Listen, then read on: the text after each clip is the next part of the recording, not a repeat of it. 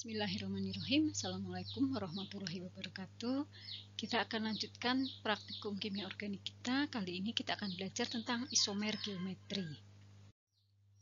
Tujuan percobaan kita tentang isomer geometri yang pertama adalah untuk mempelajari stereokimia dari suatu struktur senyawa. Yang kedua, untuk mempelajari bentuk isomer geometri cis dan trans pada alkena dan sikloalkana. Kemudian yang ketiga, kita akan mempelajari bentuk isomer geometri Entgegen dan Zusammen pada alkena. Sebelum kita mempraktekkan tentang isomer geometri ini, kita lihat dulu dasar teorinya. Jadi isomer geometri adalah jenis isomer yang disebabkan oleh bentuk molekul yang kaku dan hanya ditemui dalam senyawa yang terdapat ikatan rangkap 2 atau senyawa siklik. Nah, untuk penandaan konfigurasinya kita bisa gunakan sistem cis-trans atau sistem Entgegen-Zusammen. Kita lihat isomer geometri pada alkena. Yang pertama, konfigurasi cis-trans. Persyaratannya adalah tiap atom karbon yang berikatan rangkap 2 tidak boleh mengikat dua substituen. Dua substituen ini bisa atom atau bisa gugus yang sama. Jadi harus berlainan. Jika kedua gugus yang diikat identik sama, maka tidak mungkin terjadi isomer geometri. Kita lihat contohnya di gambar sebelah kiri.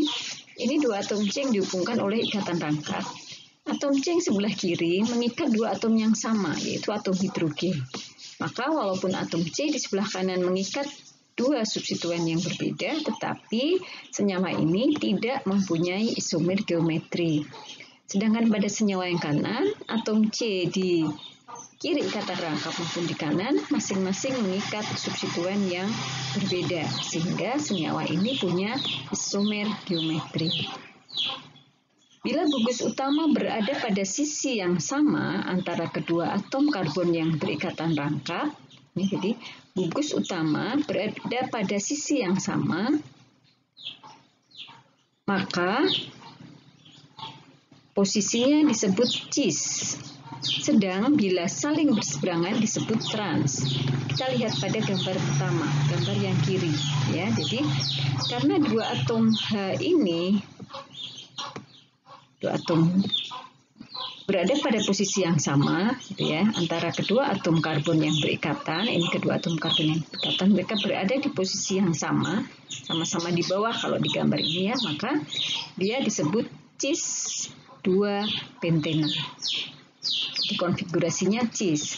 Sedangkan pada gambar di sebelah kanannya, atom H ini berada berseberangan, jadi menyeberang, gitu ya, berseberangan, maka dia disebut trans 2 pentena. Dalam satu senyawa bisa terdapat lebih dari satu ikatan rangkap. Misalnya pada senyawa heptadiena ini ada dua ikatan rangkap, sehingga akan ada dua konfigurasi, cis-cis atau trans-trans atau yang lain. Jadi kita lihat yang sebelah kiri. Ikatan rangkapnya terjadi di posisi nomor 2, ini nomor 1, 2, 3, 4, 5. Jadi ada 2, 4 heptadiena. Nah, pada struktur ini, atom H yang terikat pada masing-masing atom C yang dihubungkan oleh ikatan rangkap berada pada sisi yang sama, sehingga ini konfigurasinya cis. Kemudian pada ikatan rangkap yang kedua yang di posisi nomor 4, atom H-nya juga berada pada sisi yang sama, sehingga senyawa ini kita namakan cis-cis 24 heptadiena.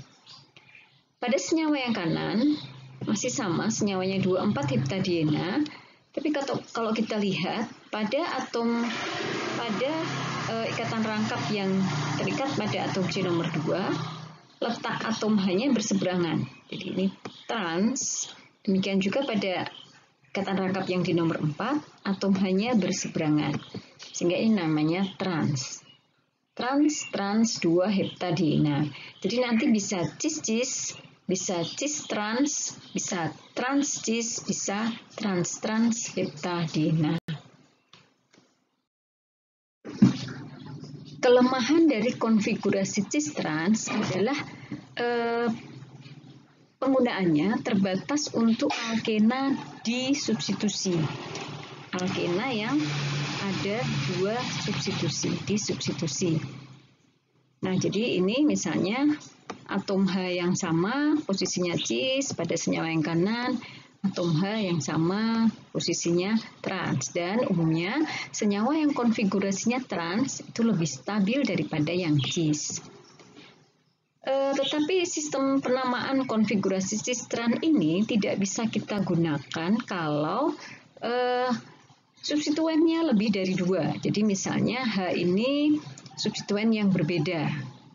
H ini substituen yang berbeda atau kedua H-nya adalah substituen yang berbeda sehingga tidak ada substituen yang sama, maka penamaan dengan cis trans ini tidak bisa diberlakukan. Sehingga kemudian ada alternatif lain yaitu konfigurasi ZE. Jadi dia bisa digunakan untuk alkena disubstitusi, alkena trisubstitusi maupun yang tetra substitusi. Nah, Z ini Z zusammen, jadi bahasa Jerman ya, zusammen artinya bersama, sehingga dia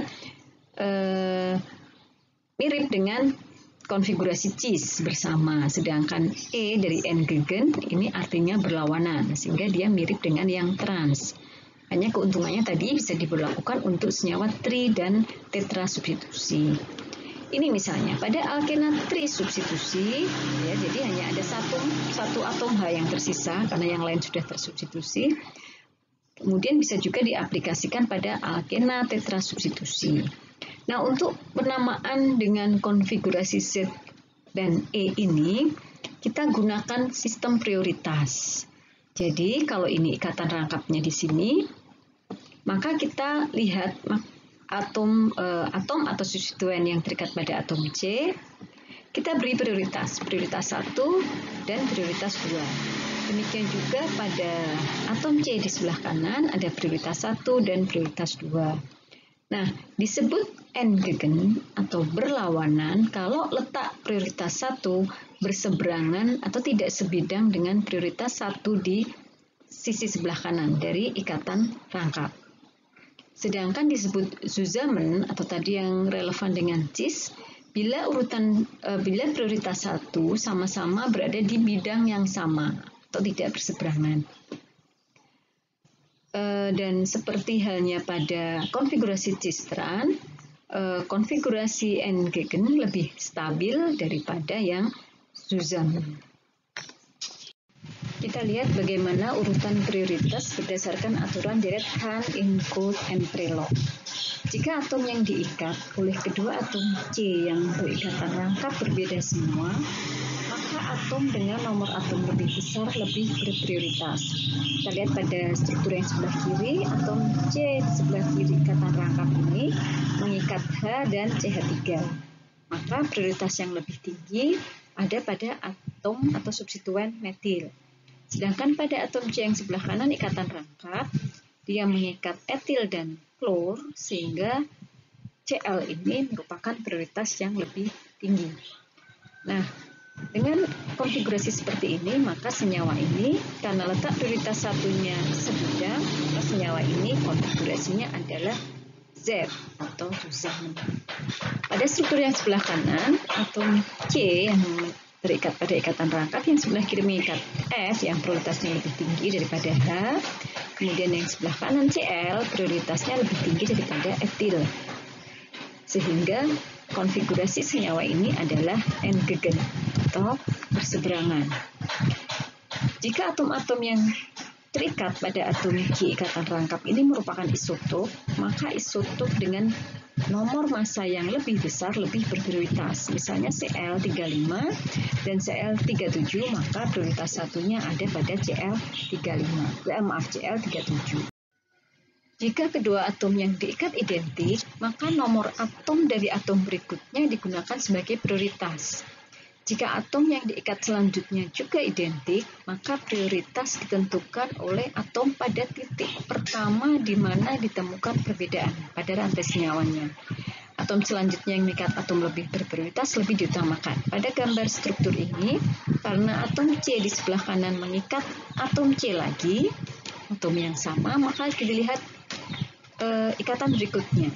Dan kemudian sama-sama juga mengikat atom C, tetapi atom C yang di atas mengikat 3H, atom C yang di bawah mengikat 2H dan 1C, sehingga substituen di bawah ini lebih diprioritaskan. Prioritas satunya di atom C yang substituen yang bawah, sedangkan di sebelah kiri prioritas satunya ada di metil, sehingga senyawa ini konfigurasinya adalah N-degen. Untuk lebih jelasnya, silahkan dilihat juga link tutorial isomer geometri pada website di bawah ini. Link untuk alamat YouTube-nya akan di-share juga di Google Classroom.